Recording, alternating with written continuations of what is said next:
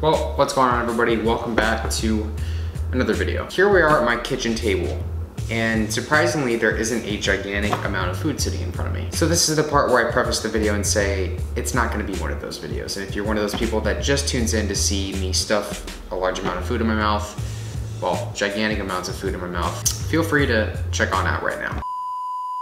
Now that we've got that out of the way, I can finally talk about what I want to talk about. Okay, here it goes. I just want to say, everybody, that I've thought of 1,000 different ways to start this video, what I want to say during this video, and just what I want to tell you guys about how things have been going. And that's pretty much the thing. Things haven't really been going. For those of you who are new to the channel, I started going through some, I guess, rough patches around, I'd say 6 to 7 months ago. I put up a video, well, or actually a series of videos entitled, I Quit. For some reason today, I just did not want to do anything. I woke up this morning and I was just feeling like absolute death. And it's like, it's so crazy to me because this has just been, it feels like it's been a constant spiral downwards for me in terms of my energy levels. My energy levels are one thing. I've dealt with, you know, energy levels being all over the place for my entire life really, but it's my motivation that's kind of scaring me. And then there was another one I forgot the name of right now, but I just can't really even think right now, but you guys get it. You know, I did need to take a step back and I did need to examine the way I've been living my life and the way I've been doing things. I need to buy new clothes. I need to take a vacation. Guys, I would love to take a vacation. I would absolutely love it. Take more Adderall. It's all the gluten I've been eating. I need a girlfriend too. While we're all human and everything, we have bad days. You put your body through hell. Expect to feel like hell. During that time, I noticed I was not really going through a good, I guess, mental state. And I started to see and notice my overall quality of life go downhill. All the things I was really passionate about at one time, I was passionate about this, I was passionate about YouTube, I was passionate about biking and food challenges and fitness and lifting and, I mean, having fun with life. And I just, for whatever reason, started to see things really just go out the window, and I could not pinpoint it. I couldn't figure out what was going on. And that feeling of not knowing what the hell is going on with you is the most debilitating feeling you can get, or at least one of them, I guess you can say. But we'll get into that in just a few minutes. It's always made me giggle when I get the comment, Erik, I wish I could have your metabolism. To which I can finally show you guys now, well, I've actually done it before because I've had blood work done before, but I can actually say you probably don't want to have my metabolism because you'd probably be disappointed. The truth is, everybody, I don't have a fast metabolism. I've always replied to that person that wants to say that type of comment. If you want to do food challenges and you want to eat a lot of food, be prepared to move a lot, because that's essentially what I do and have been doing for years now. I'm a cyclist, and well, actually not so much recently because I don't really have the motivation to ride my bike right now, and I'm kind of recovering from a little fall I took a few weekends ago. I've always told everybody that if you look at any of these competitive eaters that are quote unquote thin or in shape, they're not that way because they have fast metabolisms. They're that way because they're active and they have an active lifestyle outside of food challenges. Yet people will still not grasp that concept. It's okay. I get it. A few weeks ago, I took it upon myself to get all of my blood levels checked. I wanted to get my blood levels checked, not just to see where things are at with my thyroid, but how things are just in general with me. So here are the numbers. I'm gonna put everything up on the screen right here for you guys so you'll all be able to check out my numbers. I'm not gonna read everything to you guys just because some stuff like, dang it. At least one had to make it in the video, come on everybody. I'm not gonna read off every single number to you guys. I'm gonna highlight some things that are pretty important. I honestly don't think you guys care about my chloride levels. I mean, some of you probably are gonna point out some levels and be like, hey, that's out of whack, man, even though none of them really are. So first we're gonna start off with CMP levels. So basically what this is are your sodium, potassium, chloride, BUN, creatinine, total protein. Everything is actually good for the most part. There's actually nothing that isn't good. Actually, the first time, nothing is flagged, which is pretty strange for me. Usually the only thing that is flagged though is my BUN levels. Sodium, potassium, chloride, everything is good, and I'm happy with that. Other than that, I would say that the things I'd have to worry about in the past were my ALT or my AST levels and my BUN, but other than that, things are solid, so I'm happy.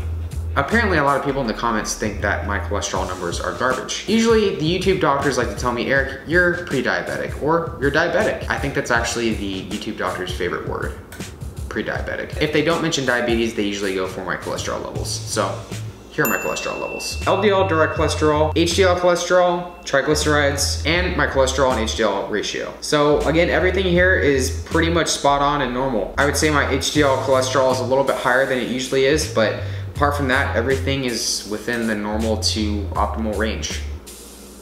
Yeah.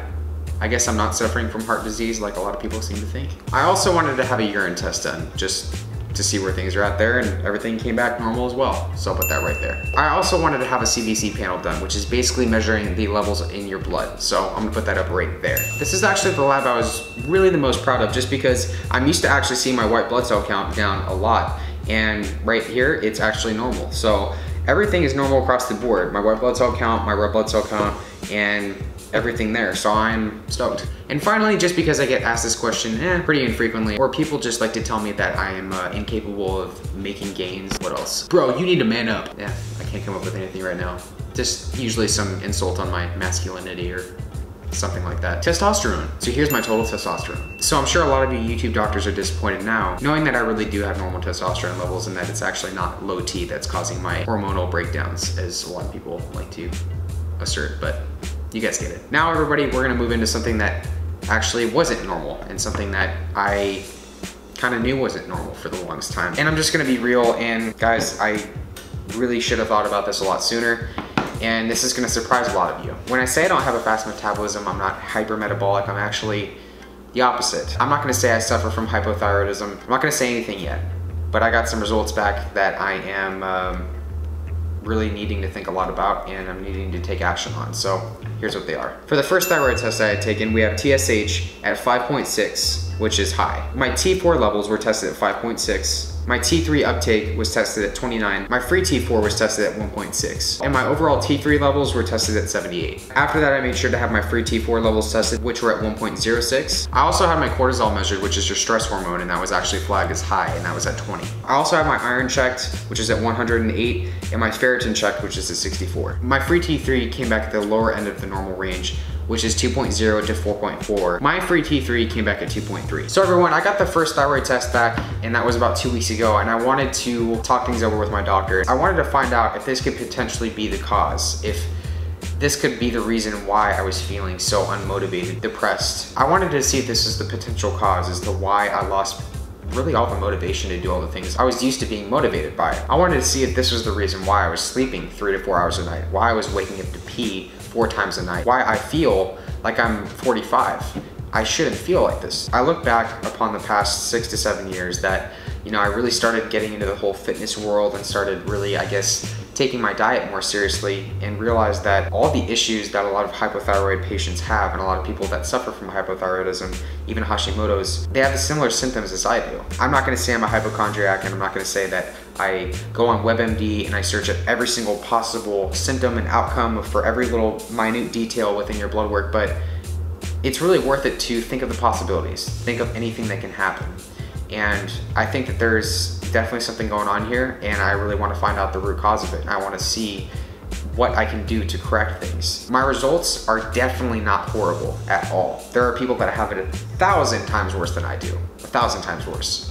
But there are definitely things that need correcting. I guess the biggest telltale sign for me was when I actually started checking my body temperature, and actually found that my body temperature averaged between 95.8 to 96.3 to 4 degrees on a daily basis. I've been checking it in the morning when I wake up, and also around midday, around 3 p.m. Considering the fact that the average body temperature is 98.6 degrees, this is pretty alarming to me. No one's body temperature should drop that much or average around that amount. Just not normal. I guess the most aggravating part for me was me going to my doctor and talking to him about all this, and him stating that it's pretty much just normal. I've always preached to everybody, the biggest thing that you should do for yourself every single day is maximize your quality of life. And if you're not able to maximize your quality of life in any sort of way, things can really get difficult. Every single day I've been checking in with myself, and every single time I check in with myself, I come to the conclusion that I'm not okay. I don't feel okay. And to me, that's a problem. I came to my doctor and told him how I'm feeling. Brain fog. Oh my goodness. I hate the fact that I'm on an ADHD medication and I feel like I want to go to sleep at every single point of the day. And whenever I try to go to sleep, I can't. It sucks. I can talk about the fatigue and the lethargy all day long, but none of you really want to hear about that, and people probably will tell me that I'm just being a lazy slob like they usually do. The lack of motivation is really hard for me because I have this. I have a YouTube channel. I do awesome shit, and I want to show you guys that awesome shit. And it just sucks to not want to do that, really. I've met so many of you online over the years, and to just simply not want to put out content and interact with you guys is really shitty to me. And I feel like I'm better than that. I got into food challenges because I love food. I love eating large amounts of food. And this is probably gonna sound stupid to a lot of you, but I just don't really care that much about food challenges, and I don't know what's going on. Here's the thing, guys. I feel like something 8 months ago, whatever time it was ago, something happened. I woke up one day, I feel like something unclicked, and something went wrong in my head, and I haven't been able to pinpoint it. I haven't been able to figure out what it is. Now I know thousands of you watching this video right now are probably just gonna go, oh, it's all in his head. Man up, Erik. People have it worse than you. Stop complaining. You're fine. Get over it. It's probably all the chronic cardio that you do, which is practically nothing right now. Actually, it has been nothing for the past few weeks. Yeah, things have gotten worse.